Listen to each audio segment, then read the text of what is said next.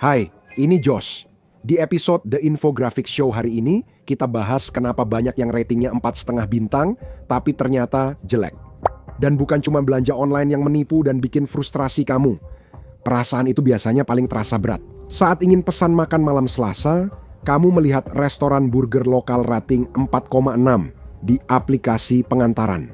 Roti burger yang mengilap di bawah lampu studio, burger yang juicy dan selada yang begitu renyah, sampai terlihat seperti hasil rekayasa genetika. Lalu makanannya datang dalam kantong putih polos. Rotinya gosong, burger abu-abu, selada layu, kentang juga buruk.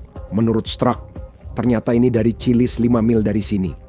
Alasannya biasanya adalah cloud kitchen, yaitu bisnis yang hanya melayani pengantaran dan sebenarnya tidak benar-benar ada. Kalau kamu datang ke lokasi fisiknya, kamu bisa saja masuk ke satu dapur industri yang sedang menjalankan 15 restoran berbeda sekaligus.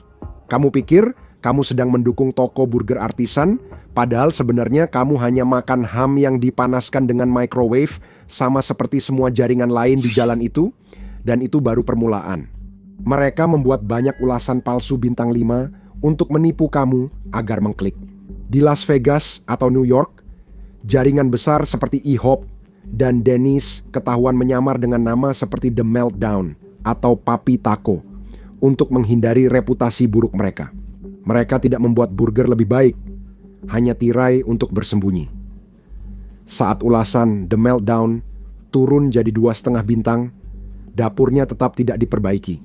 Mereka hapus listing, ganti nama jadi Burgerzilla, beli 500 ulasan bot baru lalu mulai lagi. Rasanya seperti main game dengan aturan yang selalu berubah dan kamu selalu kalah. Ini tidak hanya di Amazon atau restoran, tapi juga di rumah lewat aplikasi seperti Airbnb. Rata-rata rating Airbnb adalah 4,8 bintang. Di film atau video game, nilai 4,8 dari 5 dianggap mahakarya, tapi disewa menyewa 4,8 nyaris tak layak huni. Aplikasi menghukum tuan rumah jika nilai tidak sempurna, bahkan sering mengeluarkan mereka jika di bawah 4,3 sehingga mereka putus asa. Mereka tidak hanya meminta ulasan, mereka menegosiasikannya dengan sebotol anggur murah dan catatan tulisan tangan yang pada dasarnya memohon ulasan bagus. Ini adalah empati yang dipersenjatai. Airnya dingin, tempat tidurnya terasa seperti tumpukan batu, dan ada suara aneh di loteng. Tapi kamu berpikir, tuan rumahnya baik dan aku tidak mau menghancurkan hidup mereka. Jadi, 5 bintang, penilaian itu tidak ada hubungannya dengan apa yang sebenarnya terjadi. Sistem penilaian dibuat untuk membangun kepercayaan antara orang asing. Tapi, justru menciptakan situasi sandera di mana kita semua hanya berbohong demi menjaga kedamaian. Dan kamu tidak sendirian dalam perangkap ini. Untuk memahami mengapa internet dan dunia menjadi pabrik mediokritas, lihat hukum Goodhart. Saat tolok ukur dijadikan target, ia tak lagi jadi tolok ukur yang baik. Begitu orang-orang mulai memanipulasi sistem hanya untuk mencapai angka tertentu, angka itu kehilangan semua maknanya. Dan sekarang, sepertinya hal itu telah menjangkiti setiap bagian dari hidup kita. Rumah sakit dan dokter kini dinilai dari survei kepuasan pasien karena sistem seperti Medicare yang mengaitkan pembayaran. Terdengar baik, siapa yang tak ingin pasien bahagia? Tapi saat bintang menjadi target, perawatan berubah jadi pertunjukan. Dokter sering memberi antibiotik atau pereda nyeri demi menghindari penilaian buruk. Pasien pulang kesal dan memberi 3 bintang. Di Inggris, NHS punya target waktu tunggu, sehingga rumah sakit mulai memanipulasi sistem. Skandal pertengahan 2010-an mengungkap manajer memalsukan angka demi target, hingga menyebabkan kematian pasien. Ini contoh klasik konsekuensi tak terduga. Disebut efek kobra oleh ekonom. Saat masa kolonial di India, Inggris memberi hadiah untuk setiap kobra mati. Penduduk membiarkan ular demi keuntungan. Saat program berakhir, mereka melepasnya, membuat masalah makin parah. Jika itu menakutkan, tunggu sampai kita bahas media sosial. Like, pengikut dan metrik keterlibatan yang awalnya untuk mengukur kualitas atau popularitas, kini berubah jadi mata uang. Influencer membeli pengikut palsu dari peternakan bot, menaikkan jumlah mereka untuk mendapatkan kerja sama dengan merek.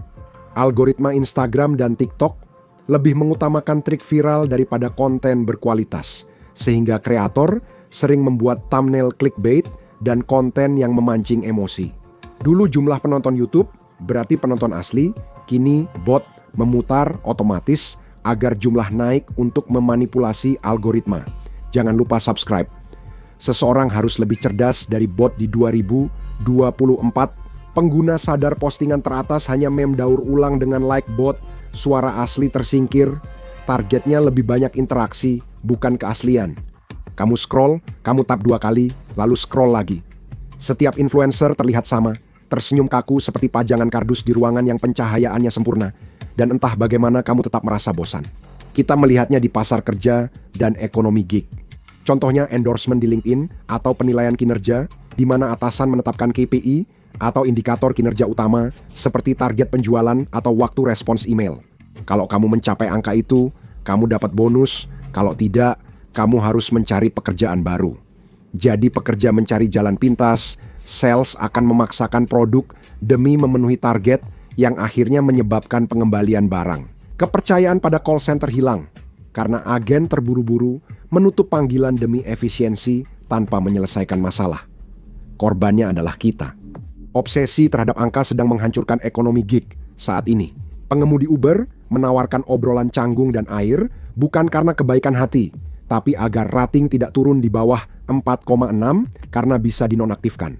Insentif membuat mereka mengejar metrik, bukan pelayanan nyata. Terburuknya, dunia 4,5 bintang ini justru membebani kamu. Kamu telah menjadi departemen penjaminan kualitas tanpa bayaran untuk seluruh ekonomi global. Setiap kali kamu ingin membeli pemanggang roti, kamu harus melakukan riset berjam-jam. Itu sangat melelahkan. Pertama, kamu harus mengabaikan semua ulasan bintang 5 karena kemungkinan besar itu palsu. Kedua, kamu mencari ulasan bintang 3 karena disitulah kebenaran berada. Ulasan bintang 3 sering ditulis orang biasa. Alat ini memanggang roti dengan baik, tapi kabelnya terlalu pendek. Ketiga, Anda cek foto-foto pengguna untuk memastikan produknya benar-benar ada. Lalu Anda pergi ke Reddit untuk melihat apakah benar-benar ada manusia yang membicarakannya. Dan bahkan setelah itu pun, Anda masih bisa tertipu. Anda sedang mengalami kelelahan ulasan. Setiap keputusan sederhana, seperti memilih sabun, film, atau dokter gigi, perlu riset mendalam hanya untuk memastikan tidak tertipu karena tidak percaya rating bintang. Kamu mencari daftar sepatu lari terbaik 2026 di Google.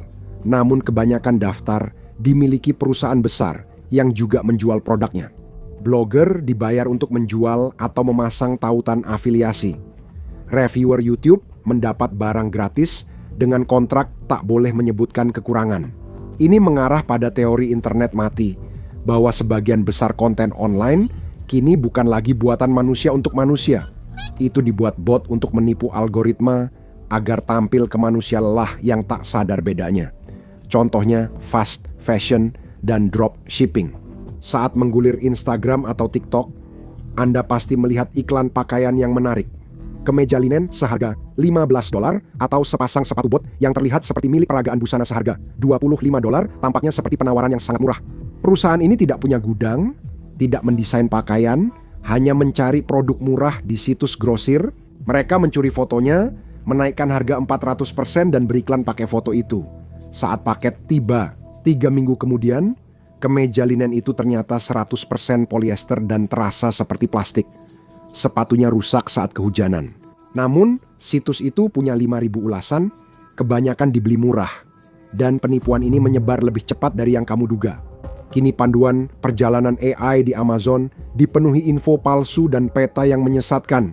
Tapi semua tetap mendapat ulasan 4,5 bintang. Kita mencari resep sederhana, tapi harus melewati 4.000 kata latar palsu dibuat untuk bot Google, bukan untuk rasa lapar kita. Komentar media sosial kini dipenuhi bot yang menulis postingan yang bagus demi menaikkan interaksi pada postingan bot lain. Mesin ini berjalan otomatis dan kamu ikut terjebak di dalamnya. Ini adalah lingkaran umpan balik yang terus berjalan dengan sendirinya. Algoritma menginginkan interaksi, bot menyediakan interaksi, pengiklan membayar untuk interaksi, kamu hanya penonton saja. Melepaskan kendali demi kenyamanan membuat kita sadar bahwa kenyamanan hanya ilusi.